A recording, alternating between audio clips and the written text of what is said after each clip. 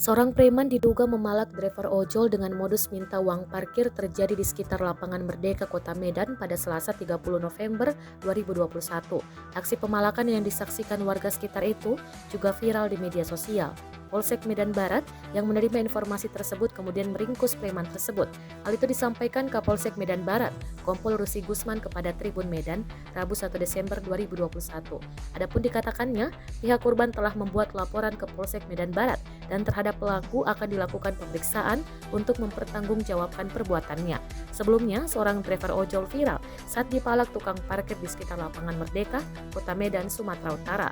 Wan selaku saksi yang melihat kejadian tersebut mengatakan kejadian berlangsung sekitar pukul 20 waktu Indonesia Barat. Cara bicara lelaki tersebut pun persis layaknya preman yang sedang mengancam. Tampak pria driver ojol dengan menggunakan kacamata terpaku atas bentakan lelaki tersebut. Tak lama, preman tersebut mendorong leher driver ojol yang sedang menduduki sepeda motor.